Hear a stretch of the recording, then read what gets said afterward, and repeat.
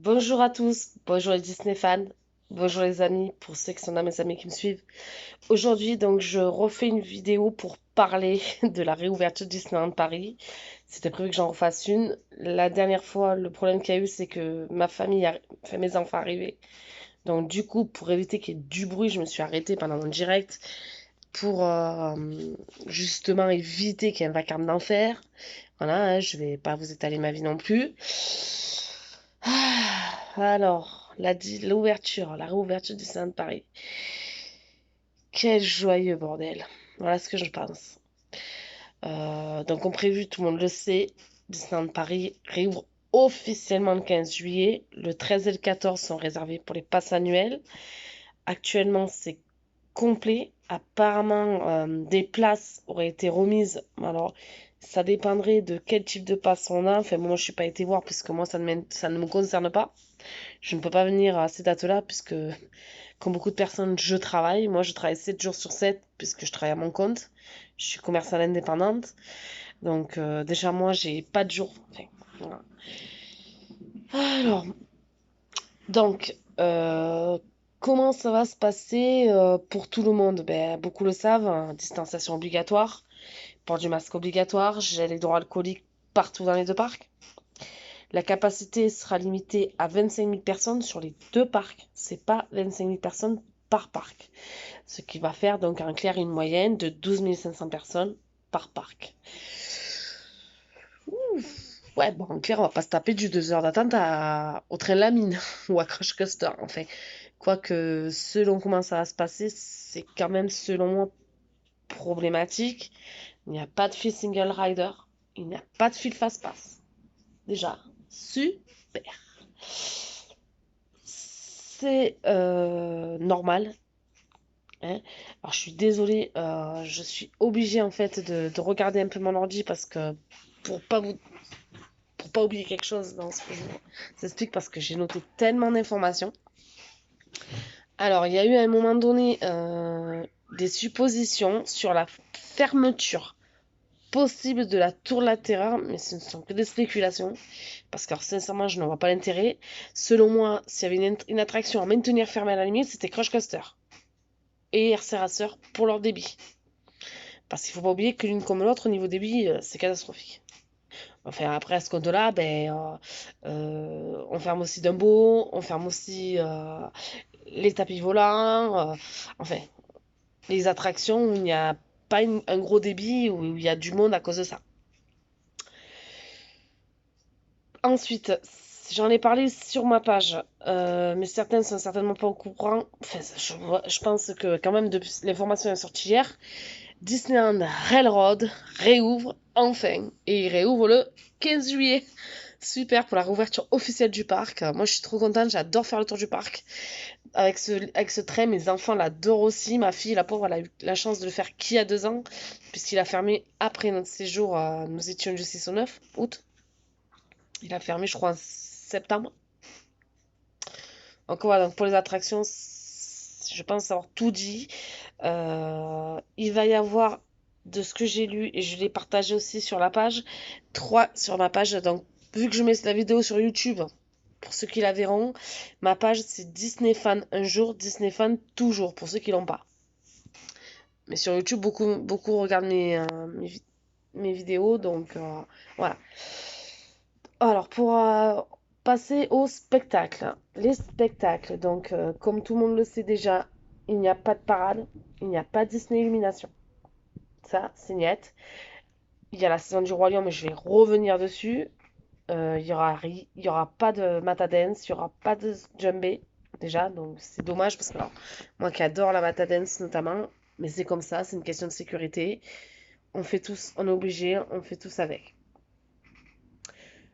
Donc, le spectacle de Mickey le Magicien est, en tout cas, sauf indication contraire, maintenu. Je ne suis pas au courant, par contre, pour le stunt show et sur le truc de la Reine des Neiges. Désolé le nom. Voilà, nous n'avons aucune information là-dessus. C'est...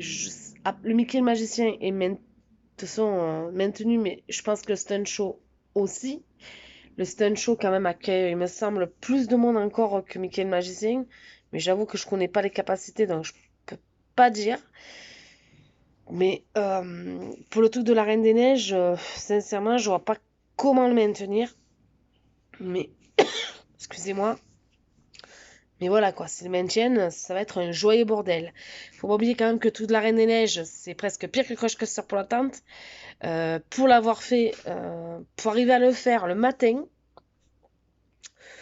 je me rappelle encore, hein, je parle parce que c'était aux vacances de Noël quand même, hein. C'était le 27 décembre, donc voilà, dans la pire période. Mais moi, mais là même actuellement, je pense que ça va être le bordel. Je pense que ça sera moins, mais quand même. J'ai attendu de 9h45 et je crois que je suis passée sur la séance de je sais plus quelle heure, vers 11h. Donc ça vous donne une idée, mais je voulais absolument le voir pour faire des vidéos pour ma fille qui est fan de la Reine des Neiges. Alors, pour en revenir, donc maintenant, je parlais un peu du Roi Lion. Donc la saison du Roi Lion, elle démarre le 1er août. Donc il n'y aura pas de Matadance, il n'y a pas d'activité Tam-Tam ou Jumbé, il n'y a pas d'expérience signature, vu le tarif. Voilà, c'est pas moi que ça va déranger. Le spectacle et les rythmes de la Terre aura lieu apparemment, hein. Il aura lieu à Frontierland Theater comme d'habitude, mais les rythmes de la jungle qui ont lieu devant le château ne se produiront pas là. Où ils vont se produire, c'est le très grand mystère. Je me marre d'avance parce qu'il devrait y avoir une version adaptée, mais comment adapter une version d'un tel spectacle? Déjà, alors, ils ont apparemment fait des castings pour les musiciens. Alors moi, personnellement, je trouve ça super, d'accord, mais il manque les danseurs, il manque les chars. C'est dommage parce que la cinétique, moi je crois que c'est ça le terme, ou mercredi, bon, la cinétique, voilà. Je pense que tout le monde va me comprendre. La cinétique du spectacle ne sera pas là quand ils arrivent avec les chars. Enfin, moi je sais pas, c'est un super passage. Désolée, c'est un spectacle que j'adore, hein. Donc, toujours l'émotion parce que là, j'ai la musique en tête, c'est un truc de fou. Donc, les danseurs, donc, du coup, enfin, ils ont pas fait de casting. Et perso, je me demande où ils pourraient faire une version adaptée. Certains parlent d'Hyperion. Je ne vois pas comment un tel spectacle, même adapté, pourrait s'y produire. Les salles ne sont pas assez grandes. Donc, voilà. Alors, comme l'année dernière, il y aura les menus spéciaux du Roi Lion. Donc, alors si je me trompe pas, donc c'est Hyperion et Coulisses qui le font. Peut-être certains autres, mais nous, personnellement, on ne les a pas pris parce qu'on n'aime pas ça. On les aime pas, ce type de repas, et moi, je peux pas les manger. Il y a toujours les gourmandises spéciales saison du Roi Lion. Cette année, elles ont un nouveau lieu. D'ailleurs, je vois pas pourquoi elles auraient pas lieu. Pour les personnages, il y aura de nombreuses rencontres de personnages sur les deux parcs. Alors, me demandez pas, je l'ai partagé sur ma page. Il faudra aller voir. Tout ce que je peux vous dire, c'est qu'il y a Anna et Elsa. Voilà, ça par contre, je peux vous le confirmer. La seule chose que je peux vous confirmer, c'est ça. Ils sont au studio. Et si je ne me trompe pas, et si j'ai bien lu, c'est Animation Théâtre. Là où je pense doit être là où il y avait la rencontre avec Olaf. Alors là, autant dire que alors vous avez intérêt à vous y prendre tous, mais hyper tôt le matin à rafraîchir la Berthier, parce qu'à mon avis, ça va passer par là. Nous, alors mon mari, je sais pas s'il va venir avec moi. Mon fils et moi, nous montons 3 jours le mois prochain, ou 2 jours selon. On va voir parce que financièrement, c'est compliqué actuellement. Donc, on va essayer au minimum de monter 2 jours. On logera au BNB partenaire, mais je vais revenir pour les hôtels après. Donc, du coup, ça va être un peu coton les personnages parce que il y aura pas de personnages, enfin, il y aura pas d'interaction comme avant. Je pense qu'ils vont faire comme au parc Astérix. Ceux qui ont vu comment ça se passe au parc Astérix, ceux qui y sont déjà allés. Moi, je ne suis pas allée, je n'irai pas cette année, du coup. C'est pas possible, on monte pas en voiture, donc c'est pas possible d'y aller. Parce que c'est le bordel, hein, enfin bon, c'est pas le sujet. Donc, les personnages, il y aura donc certainement un décor entre les personnages et nous. Donc, un cas, ça sera un maître. Coucou, tu es là? Et je peux faire la photo avec toi? Non, malheureusement, c'est comme ça, mais personnellement, voilà quoi, ça va être un peu coton. Il n'y aura plus aucun personnage jusqu'à nouvel ordre à l'invention. À l'auberge de Cendrillon, il n'y aura pas les princesses. Pour le petit déjeuner ou le déjeuner. Il n'y aura pas de personnage non plus au café Mickey. Pas de personnage au petit déjeuner du Plaza Garden. Et pas Jack Sparrow à Captain Jack. Mais apparemment, il y aura des princesses à différents points photo. Donc, je pense que pour les mamans comme moi, dont les gamines sont fans des princesses, il y aura notamment Belle. Et elle, si ma fille, elle monte, il n'y aura pas moyen. C'est obligé qu'on y aille la voir. Donc, enfin, moi, je l'ai vu en décembre dernier. J'ai pas mis de photos parce que moi, je mets pas de photos de moi avec les personnages. J'ai déjà une sale tronche sur les photos, donc c'est bon. J'ai déjà une sale tronche aussi pendant la vidéo, mais voilà, j'avais pas me maquiller exprès. Concernant donc la restauration, Disneyland Paris va privilégier les repas emportés. Alors ça, je ne sais pas dans quel sens ils veulent dire repas emportés. Parce qu'en plus, il faut savoir quand même que dans le parc, il n'y a pas assez de bancs, il n'y a pas assez d'ombre, il n'y a pas de table de pique-nique. Ah si, si, si, si. Les aires de pique-nique, il y a une aire de pique-nique, elle est en dehors du parc. Et moi, depuis que je viens, donc régulièrement, donc depuis 2009, je ne l'ai vue ouverte, je crois qu'en 2009. C'est comme les tapis roulants, vous savez, au parking, que ils sont, qu'il y en a beaucoup qui disent, t'es un ancien si t'as connu les tapis roulants qui marchent. Parce que moi, personnellement, je ne les ai pas vus en fonction. Je les ai pas vus en 2017. Au quoi que si, je crois qu'en juillet 2017, quand je suis venue, ils y étaient. Donc, au minimum depuis 3 ans, quoi. On était en séjour du 2 au 5 juillet 2017, il y a 3 ans, avec mon mari et mon fils. Donc, dans mes souvenirs, il faudrait que je demande à mon époux. Ça doit être ça. Il me semble qu'ils étaient. Ça fait au moins 3 ans, quoi. Puis il y a eu l'histoire, là, beaucoup de sont au courant, l'année dernière, il y a 2 ans, par rapport au tapis roulant qui avait eu, comme s'il y avait eu une fusillade. Enfin, moi, c'est pas le sujet. Mais c'est pour vous dire, quoi. Ça va être l'aire de pique-nique. C'est un peu comme les tables de pique-nique à l'air, en dehors du parc. En clair, donc, si ils privilégient les repas emportés, on va les manger comment? À même le sol? Super, ça va être super.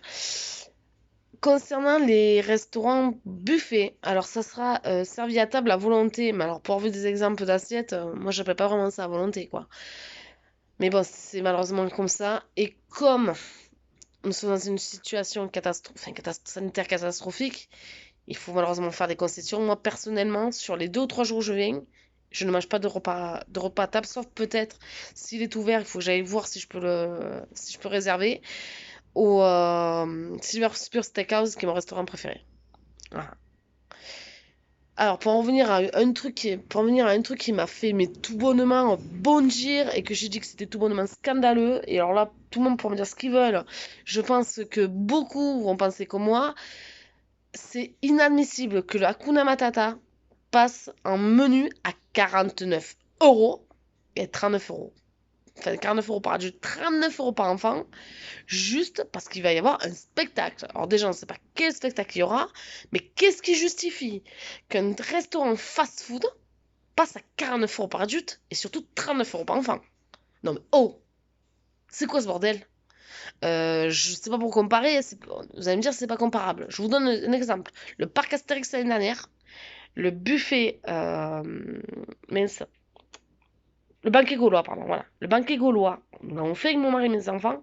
Nous avons payé 39 euros par adulte, 18 euros par enfant, et il y avait un spectacle. Et on avait rencontré avec les personnages. Bon, les rencontres avec les personnages, c'est pas possible, mais c'est juste pour vous dire. Mais c'est surtout, moi, ce qui me débecte, qui me rend dingue, c'est 39 euros par enfant. Je pense que je ne suis pas la seule. Moi, mes enfants, ils mangeront jamais pour 39 euros. On parlerait du repas à invention ou du petit déjeuner avec les princesses. Et encore, même moi, je trouve que c'est abusé. Mais bon, c'est un exemple, quoi. Faut arrêter les conneries, quoi. Pour les restaurants, donc je termine pour les restaurants.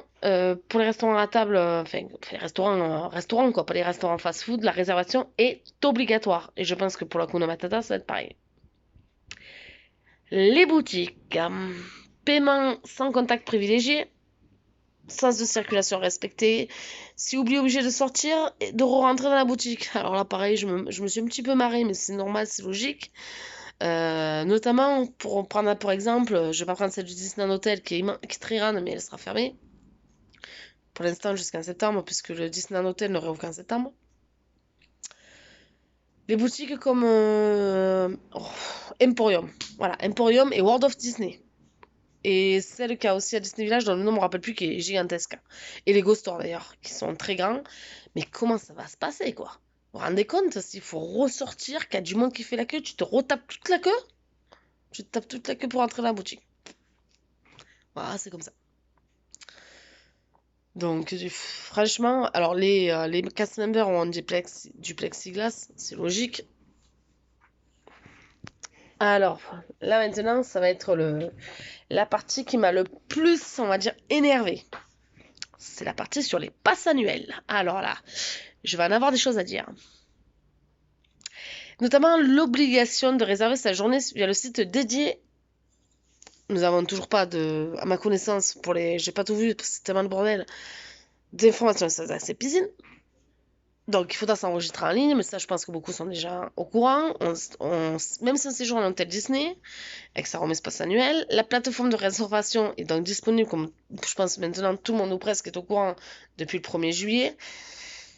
Ah, cette plateforme, moi j'ai réservé le 1er juillet pour mon séjour du mois d'août, que pour ma fille, puisque mon fils, je dois faire son pass annuel, il faut que je le commande là d'ailleurs. Ça me fait doucement rire, j'espère qu'on va pouvoir y aller, parce que vu comment c'est parti, je pense que ça va être mort. Et moi, j'ai pas besoin de passe parce que mon fils est PMR et que donc du coup, je suis accompagnateur. Mais quel joyeux bordel pour réserver sur ce site, hein. Oh là là, j'y ai passé une demi-heure. Alors, il faut savoir qu'avec Mozilla, je n'arrive jamais à avoir accès au site. Je passe du coup par Microsoft Edge, je crois que c'est le terme, enfin bon, Microsoft Internet. C'est génial. Et évidemment, même si vous avez réservé un hôtel, la restriction des jours ne saute plus. Non mais expliquez-moi, à quoi ça sert de payer un pass annuel? Il devrait... Attention, je dis pas que tous ceux qui sont en restriction doivent sauter. Je ne parle... C'est évident que je ne dis pas ça. Moi, ce que je ne trouve pas normal, c'est de ne pas dire, bon, vous êtes prévenu, voilà, vous avez votre passe qui est en restriction, vous réservez un séjour, mais on ne vous garantit pas que vous rentrez. Pour moi, là, ce serait plus logique. Vous pourrez annuler donc tout le monde. Vous pourrez annuler, voilà, votre réservation sur via la plateforme jusqu'à 10h le jour même de votre visite. Tous les membres d'un groupe ou famille possédant un pass devront s'enregistrer individuellement. Bon, après, si vous avez plusieurs passes d'enregistrer, ça va rapidement. En cas de réservation non ni annulée, Disneyland Paris se réservera le droit de restreindre l'accès aux réservations au pass annuel, concerné pendant 14 jours à compter de la date de la visite. Ce qui est normal. Et d'ailleurs, ceux qui ne respectent pas leur date de visite, excusez-moi de le dire, mais ce seront des imbéciles pour rester polis, parce que vu la galère que c'est pour avoir une place. Donc les entrées dédiées au Pass Magic Plus Infinity sont maintenues. Les moments de magie en plus sont maintenus, mais ils seront accessibles qu'à partir du 16 juillet pour les Magic Plus, les Infinity, billets privilèges. Donc, pour les Pass Infinity, au moment où j'ai enregistré mon document Google Docs, s'il y en a qui ont l'information, ce n'était pas possible de réserver les piscines. Pour les paiements mensuels, ils reprennent le 15 août. Alors, dernier point qui m'a fait bondir aussi, pour les billets privilèges, on doit téléphoner à la centrale.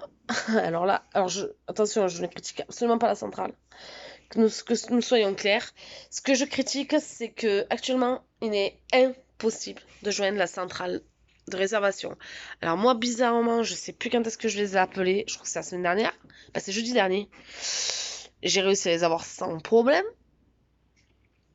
Mais alors, punaise, c'est vraiment un coup de chance que j'ai réussi à les avoir. Les hôtels, donc pour ceux qui vont séjourner en hôtel, vous aurez un nettoyage amplifié des chambres de l'hôtel, double thé d'oreiller, je ne vois pas l'intérêt d'ailleurs, pas de personnage au petit déjeuner du Castle Club, supposition, mais alors à mon avis ça va être le cas, check-in, check-out, rapide, mise en place, simplifiée. À mon avis, il va y avoir les boîtes aux lettres, on aura juste à mettre nos passes et puis basta. Les dates de réouverture du Sequoia et du Ranch restent inconnues. Même actuellement, nous ne savons pas leur date de réouverture. Les partenaires seront ouverts tout comme Village Nature. Par contre, attention, il y a certains partenaires qui ne réouvrent pas avant août, notamment le Magic Circus.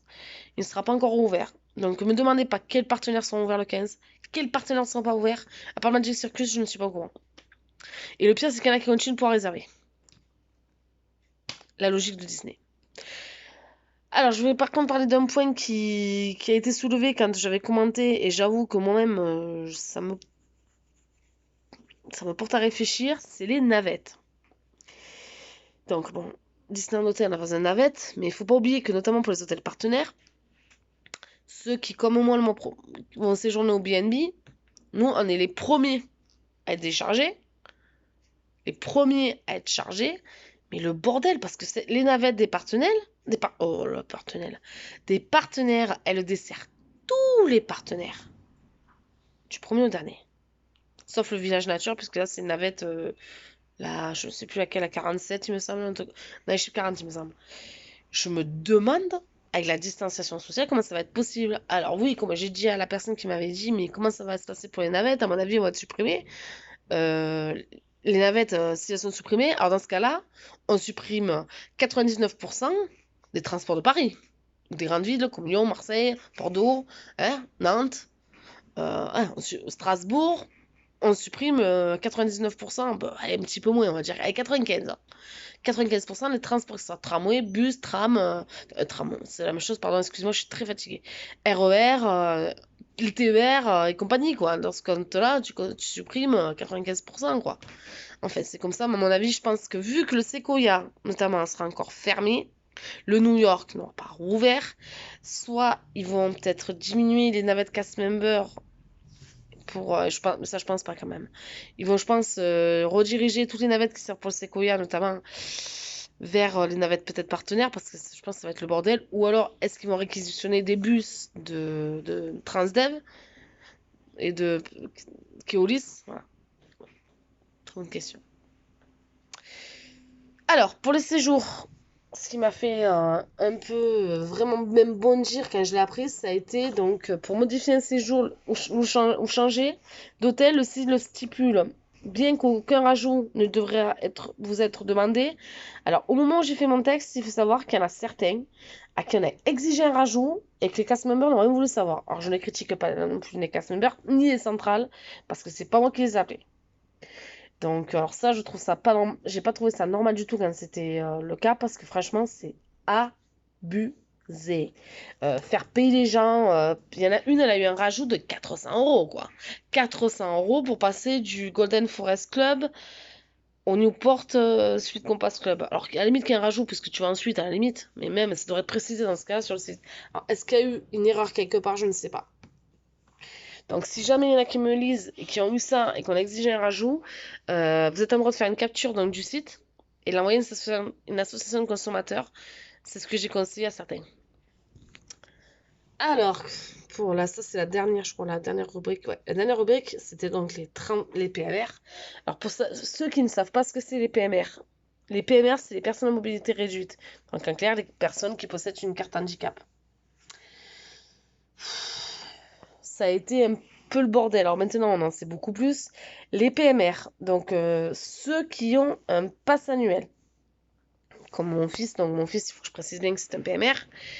Quand vous allez réserver votre entrée pour la personne qui a un pass annuel, il y aura automatiquement, apparemment, mais comme j'arrive pas à les joindre, il faut vraiment que j'arrive à les joindre, il y aurait automatiquement la place accompagnateur de compter. Automatiquement, je dis bien, mais c'est vraiment à prendre avec des pincettes parce que je n'ai aucune preuve, je n'ai aucune idée, vraiment, c'est un petit peu le bordel, hein, vraiment. Ça, alors, il y aura pour les PMR, donc la plateforme, ça va être pour réserver, ça va être la même que celle des passes annuelles. Le jour de la venue, il faudra vous présenter au guichet spécial pour obtenir l'accès gratuit. Même cas de figure en cas de visite incluant une ou plusieurs nuitées. Ça ne changera rien. C'est pareil, il faudra aussi, sur le même principe qu'avant la fermeture temporaire des parcs, les cartes PMR sont donc toujours acceptées sur les attractions. Mais par contre, là, j'en ai pris une bonne ce matin, et, enfin, une bonne, c'est mes mots, hein, c'est Disney qui décide. Moi, je suis personnellement pas d'accord. Ça sera pour les attractions, ça va être sur rendez-vous s'il y a trop de monde à la file d'attente. Alors moi, je suis désolée, personnellement, je trouve ça pas normal.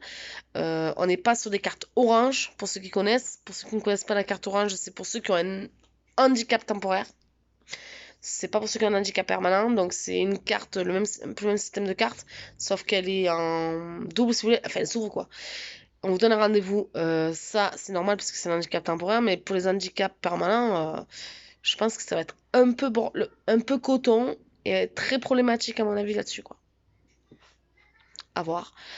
Après, vu qu'on sera quand même que 25 000 sur les deux parcs, je me dis qu'il devrait quand même y avoir moins de monde, même en fil PMR.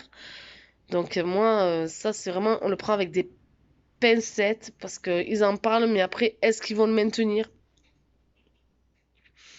Ou est-ce qu'ils vont l'enlever en voyant qu'il n'y a pas tellement de monde? Parce que pour l'instant, officiellement, contrairement par exemple au parc Astérix, qui a augmenté et qui est maintenant qui n'a plus de restrictions de personnes, ça, par contre, je trouve pas ça normal, à mon avis. Euh, on restera sur du 25 000 personnes sur les deux parcs jusqu'à nouvel ordre. Vu la situation actuelle avec le coronavirus, je pense qu'on n'est pas prêt de passer à plus. On n'a aucune nouvelle concernant par exemple la saison d'Halloween. Est-ce que les soirées passent annuelles, les soirées, pas passent annuelles, les soirées pour la saison d'Halloween, il devait y en avoir trois dans mes souvenirs. Est-ce qu'elles vont être maintenues? Très bonne question. Pour le nouvel an, est-ce que ça va être maintenu? Très bonne question aussi. Bref, ça va être. Moi, là, ce que je plains le plus, c'est ceux qui travaillent là-bas. Ouais, bon, j'en ai fait partie, comme beaucoup le savent. Vous pouvez remonter dans mes précédentes conversations. Il faut que je fasse une vidéo là-dessus. J'ai été travailler à Disneyland Paris, ouais, dans les vacances de Noël. Et autant vous dire que quand je vois en temps normal à quel point les gens ne respectent rien, mais je me dis, mais putain, mais excusez-moi, ça va être quoi? Les gens, ils respectent rien. Moi, je travaillais à Hyperion, les gens ne respectent rien. Et même quand j'étais de repos, ou avant de travailler, j'étais tout le temps sur le parc.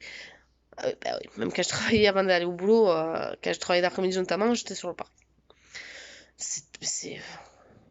Ah, quoi, ça va être la folie, ça va être le bordel. Les collègues, ils vont passer leur journée à faire le gendarme. Non-respect des distanciations, non-respect du port du masque. Ça va être le bordel. Un bordel monstre, mes amis. Un bordel monstre.